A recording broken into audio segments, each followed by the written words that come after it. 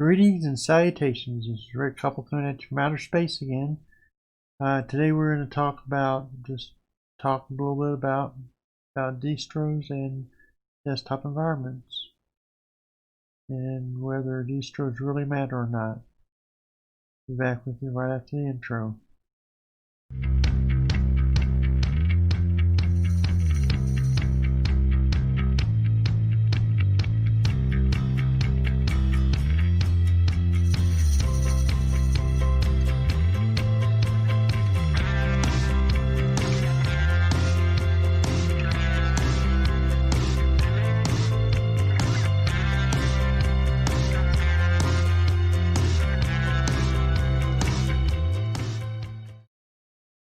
So this is now my room, and I wanted to get your opinion on whether you like the green screen effect or not, whether you like to see me in space or in my room. So yeah, just get your opinion on it, if you have any opinions. And I may just start doing this simpler anyway, less problematic, but I didn't know whether I liked green screen or not until I got one, so yeah, I know. A little bit of trouble unless I get a real green screen, big green screen. Going to stick on the back of your chair is kind of iffy at times. You have to have the camera up real close. You can't be very far away like this. And yeah, so give your opinion if you want to give an opinion on that. Today I'm just going to ramble a bit, not a ramble, but I'm going to try to ramble without mumbling. If I can do that, that means talking loud and distinct. But we'll see how that goes. Anyway, first thing I wanted to chat with you about was my beard. Yeah, I'm growing a beard. I had a beard for a long time, for several years.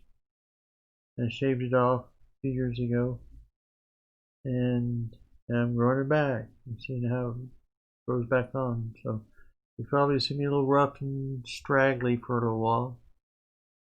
So that's why you're going to see that. I didn't forget to shave. I intentionally didn't shave. So anyway, so we wanted to talk today about distros, but I did want to update you on at the same time on what my daily drivers happens to be, which kind of goes together with the distro desktop environment type issue, as you'll find out in a minute. Also, I wanted to just chat with you about Gnome, or Gnome as some people call it. And yeah, I think people, I have a kind of a thing about people pronouncing things in English the wrong way. In other words, depot is not spelled, there's no silent T's in English, except when you get French words imported in from there, and they spell it one way and then pronounce it differently than it's spelled. That's why sometimes you hear me say depot and all that, and buffet. Not buffet, it's buffet. That's spelled. So yeah, I have a thing about that. If you're transposing a word into English that you want it to pronounce the way it is in your original language, then you need to spell it not like you do spell it in French or German or whatever. Try to match up syllables with vowels and your letters, and try to match them up and say this syllable goes with this syllable, blah, all that kind of stuff. Yeah, so I have a thing about that, and so you don't pronounce Gnome, G-N, you don't spell Gnome, G-N-O-M-E. Spell Gnome, G-A-O-N-O-M-E. You have to have a vowel there to say gnome. There's got to be a vowel there. So if you want to pronounce a gnome, then you have to put an A in there. If you want to spell it, otherwise everybody's going to pronounce it gnome. That's how it looks. That's how you pronounce that word in English, gnome. Silent G. Yeah, it's one of those strange words, probably imported from another language, so blame it on them, not me. But if you want it spelled Gnome, if you want people to pronounce it Gnome, then it's got to have the A in there, G-A-N-O-M-E. So, yeah. And also, now we got that out of the way, and I really don't care whether you're pronouncing Gnome or Gnome. Either way, yeah, I just have to think about that, so I'll probably pronounce it both ways at different times. I'm inconsistent, so sue me. So anyway, and I'll lead into this by describing my driver situation. See, I did last video I think had Linux Mint back on the computer, or the video before that I lose track. Then I saw I missed the thing I missed about Solus was a rolling release issue. It had updated releases, were fairly stable, that kind of thing. And I like that because I like the more updated versions of OBS and Kdenlive and things like that to edit videos and do things like that with. But I wanted to see if it had Cinnamon Desktop on it or not. No option for Cinnamon Desktop. It wasn't even in the repositories over there at Solus. So I did, and I thought I'd try Mate version of Solus. So I tried that out. Problem with that one was, I don't know whether to blame it on Solus. I don't think so, because other versions of Solus work fine. Or Mate. I don't know, other versions of Mate might work fine in other distros. I don't know. Or it's a combination of Mate, Solus, and my computer. Who knows? At any rate, whenever I tried to arrange the displays one on top of the other, it locked up the computer and it went blank. And I tried to figure out, what caused it and all that kind of stuff. Nothing obvious I could find. So I said, well, forget it then. I'll just go back to KDE Solus. I'm somewhat happy with that, I guess. So I went back to that, reinstalled KDE Solus on my computer. And then I was reintroduced to shortcut nightmare in KDE Plasma 5 point blah blah blah. I like my shortcuts. When you're used to shortcuts, it's hard to get along without them. I know the thing about Cinnamon in Linux Mint is it just worked. Plug them in, they worked every time. Never had a problem with it. There are a problem with displays in Cinnamon. So you think, why don't you go back to Cinnamon? Because I want some more up to date, more up to date software than Cinnamon has. So I started looking around, deciding what I wanted to do. Well, the other rolling releases primarily are Arch-based distros like Manjaro or Endeavor or Arch itself. I didn't really want to go through Arch itself. So but I knew you can install Cinnamon Desktop and Manjaro. And I also knew, checked it out, and you can install the operating system Cinnamon Desktop and Endeavor OS. So I thought about it and played around with it and decided to go with Endeavor OS, even though it's kind of not a big distro as far as Manjaro compared to Manjaro, but it's up there a little bit. I think it was like number 13 on the distro watch list. Let me see. No, it's 14. Excuse me, 14 on the distro watch list last year. I don't know about OpenSUSE. I installed that on my boxes at one point, and I kind of got it on there, and everything worked so far as I can tell. But I don't know if one has Cinnamon Desktop. If it does, I don't know if it's rolling release. I was trying to see if I could find a combination of those two things together. So I had to pick between Manjaro and Endeavor, and I picked Endeavor. Partly because it said it was like right next to Arch Linux and the rolling releases. So I thought I'd go with that. Try that for a while. See how that works. So far it's been great. I've got installed Cinnamon Desktop on my computer. I'll even show that to you right now. I mean, it doesn't look a whole lot different than it's ever looked before, so yeah.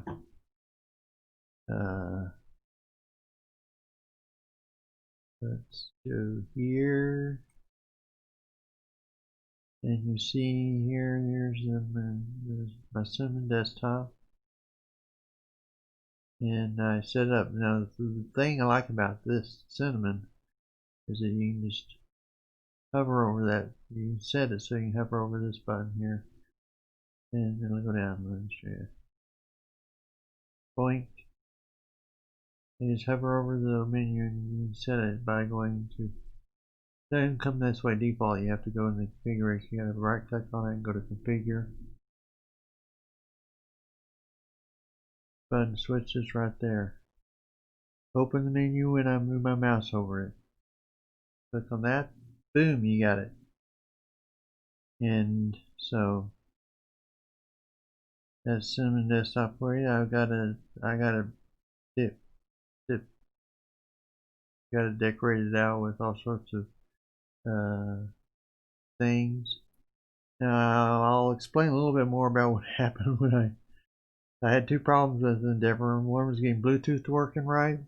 The other was getting my cups printer and printer set up right, which involved both of them involved some finagling with settings and finagling with files and downloading and installing things to get it to work right. So there is that issue. One thing I like about Linux Mint is it works right out of the box. You just poof, pops up, and there you are. Even you usually don't even have to install the printer yourself. It just automatically does it, and it's there. But with the Endeavor, I had to install cup wrapper myself. It didn't automatically install with cups. I don't know why. Go figure. And then when I did install cup wrapper, found the file I needed to install finally after a lot of research. It had one number off of my printer. So when I put the wrapper in there, it didn't find it. So I went in, changed the file name to the file name it would look for, and then it found it and it worked. So obviously close enough that it works for my printer. Backwards compatible or something like that, I guess. So I really, this isn't a distro I'd recommend for a new user to install. The installation process wasn't that tough or that hard or difficult. I use a Calamaris installer. Asked a question or two I don't think were standard on most other distros, but yeah. Had things divided up a little bit differently, but it worked and it wasn't too bad. But then it's set up afterwards that you had to watch out for. Bluetooth wasn't working. I couldn't figure out how to enable it. I finally realized I needed to go to do system control, sudo system control, start Bluetooth. That simple, but I finally figured out that's what I needed to do just on my own pretty much after looking over several Google searches trying to figure that one out. How do you start it? How do you start it? You need to enable it. Well, how do you do that? They never said how you did it, but after I noticed an old reference to init.d startup that way, I thought, I think that's system control D in here. So I tried it and it worked.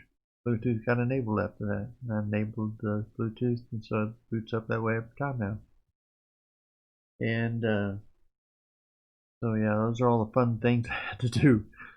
Yeah, and it's not easy sometimes to figure those things out. Most new users that are switching over from Windows just want to see some pops and works like Linux Mint does.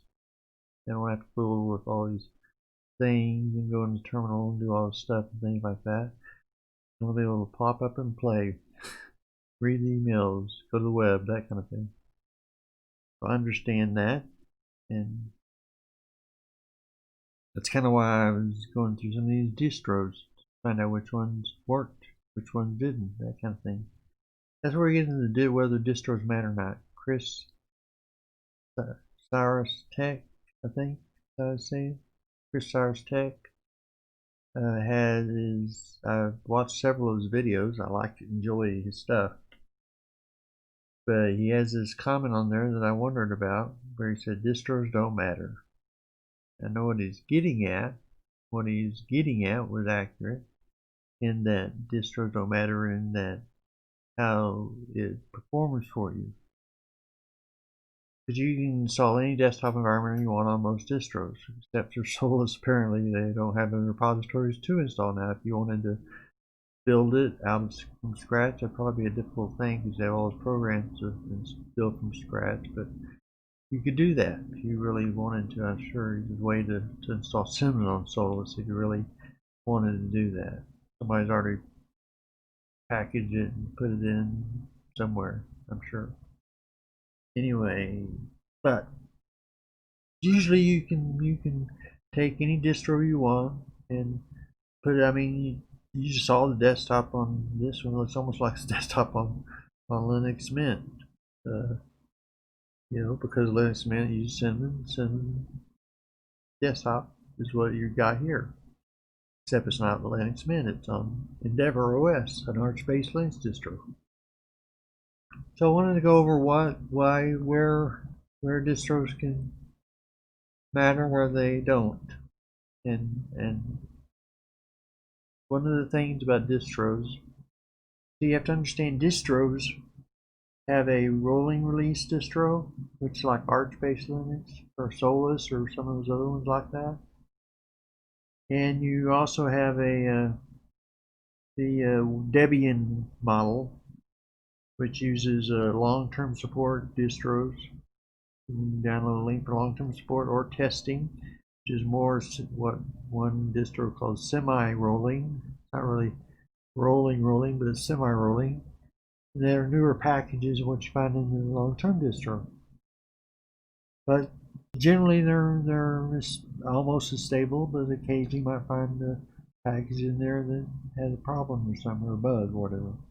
Find more bugs because they're still working out. That's why it's a testing distro, because they're still testing it. So you have these other distros out there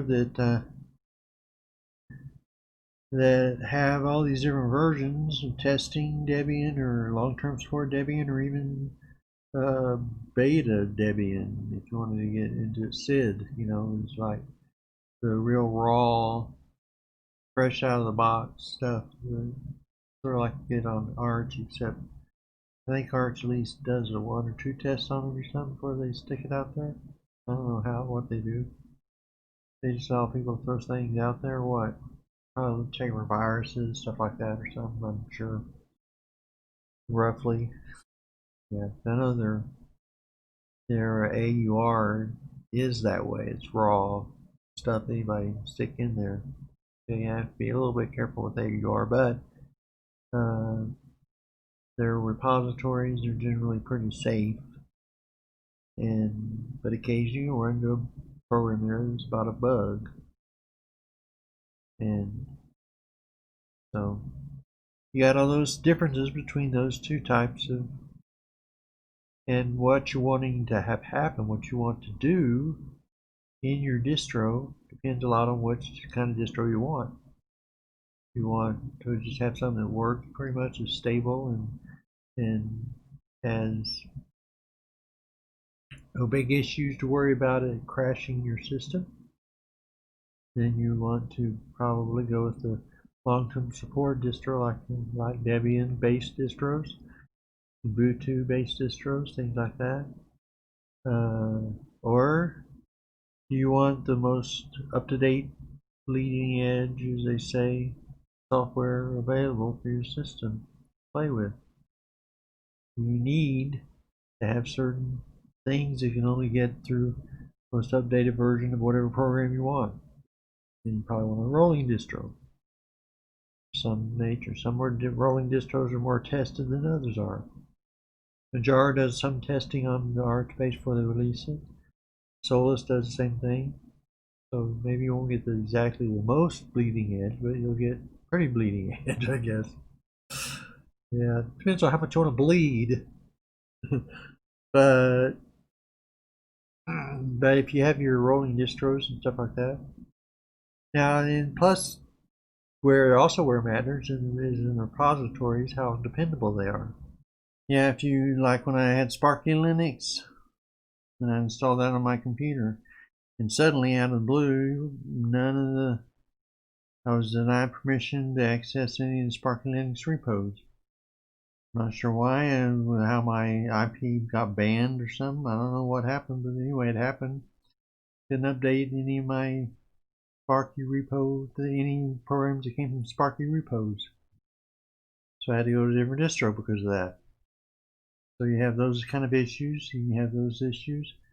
You can have other issues with Sparky. I mean, not with Sparky, but with the distro in general. You know? And those are all distro-related issues. There's the repositories and the installation. There are main differences in distros, and that's the main differences you'll encounter. So, like Arch has the most command line installation, whereas a lot of them use a Calamar installer, and they have those divided up different ways, however they want to do it. Some people have their own installers, and some of them are better than others. Like I installed, I think it's OpenSUSE I installed on the thing, and it probably would be, even though it pretty much went the standard installation, it threw so much information at you that I think most of the users would be not know what they're doing. Have all this lines and lines of stuff thrown at you. They're gonna go, what on earth? Where do I click? What do I do now? And they have to study each screen. I had to study each screen, and I know what I'm doing pretty much. So, you know, new user would be half lost unless they were computer savvy or something and sit there and study and know what they're doing. Where to click next? That was the big issue for me. Is where I click next? Do I click this or do I go there? Don't know. It wasn't clear that much. So you have those kind of issues in installers and the repositories that they use and the way you get your programs from them, whether they're rolling releases or long-term support or testing distros, those kind of things. That's where distros matter. And how dependable they are, whether they'll stick around long enough for you to enjoy them or get comfortable with them. Once you find a distro, I'd encourage you to support it. You know, find a distro you like that works for you, donate to it. How much ever you feel like you can afford. So yeah, because you want to stay around and keep going, you know, as long as possible. And so yeah, unless you're on the Debian or something like that, and they need that money too, I'm sure. But you don't have to worry about Debian going away anytime soon. I don't think it's there. It's been there since almost the beginning of Linux, and yeah, that's the main thing about distro. Now, where it comes in, what matters, not what distro you have as much as what desktop environment or window manager you have on your computer. What kind of, for lack of a better word, what kind of ambience you create with your desktop environment or your window manager. How your computer operates. That's where it really comes down to, because that's the interface between you and your computer. How well that works, how well all the programs sync together, how well they do. That's what's going to affect your workflow. It's what's going to affect everything. So I think maybe I would sort of agree with Cyrus, Chris Cyrus Tech about that, but I think I also would agree that the desktop environment is what matters. It's a big thing that matters. That's what you want to choose. You want to choose your desktop environment most carefully. You want to base your distro requirements on your needs, rolling release or not, or how dependable it is, or how easy to install it is, or that kind of thing. Whether when it comes out, it comes out, but whether something works out of the box or not, probably going to be depending on the desktop environment you choose, which one you like, which one you use, and which one works for you best. Now, Cinnamon works for me best so far. I like KD Plasma. It has a lot of good features about it, but I have to have my shortcuts, and when give me a ring or in the comments or something when they fix that. But right now I don't want to use KD Plasma because I can't get my shortcuts to work on it. So last time it wouldn't even work for like my when I installed Solus KDE, it wouldn't even work for my browser, and I use that all the time, popping up the kick browser pops open like that. I have to go in the menu and look for a browser in there, and when I have to, it slows me down my workflow. So I went back to Cinnamon Desktop, and I found a rolling release that gives me the programs I want and like in my setup here, and that works for me so far. And so far, even though I had to do a little finagling on it, this is another issue with distros, and also with your desktop environments, because they have certain files that need to be updated too. So yeah, distros are primarily responsible for updating programs and stuff, things of that nature. And if you have a distro that doesn't put their cups in right, doesn't put their cups in the cupboard or something like that correctly, so that you don't have to do anything when you boot up into it the first time, and the printer just pops in with it out of the box, without having to tinker with it, and tinker with settings, and tinker with what programs need to be installed for this, that, and the other thing to even work. I mean, when I first went to the printer thing to see what printers were in there, or if I needed to add one or what, it wouldn't even let me in. It's very like, should be able to go right into it, I had to install a certain file in order to get that to work, and then once I was in, I had to install cup wrappers to get the printer to work.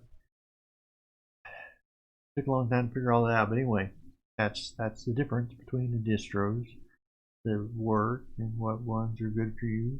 That's one of the reasons why I recommend Linux Mint, or even Pop! OS I think is a good one for new users, or maybe even Ubuntu. Yeah, I wouldn't recommend the Gnome one for people that are not used to Windows. I mean, that are used to Windows but not used to Linux. It's kind of a different format, but may like it, give it a try. But that wouldn't be my first distro I'd choose if I was a new Windows user coming out into Linux. And but if they have some, I think you can get it with Cinnamon, Ubuntu with Cinnamon Desktop if you wanted to. So might give that a look if you want to try something like that. I'm gonna go as a new distro. But yeah, that's why I recommend Linux Mint, because that just works. Most of the things works. You rarely have to mess with it a whole lot. Now, keep in mind, the reason it works is because it covers its bases, so many programs and stuff in there. So it may be a little bit more bloated in some ways and stuff in there. But yeah, can't be working, huh?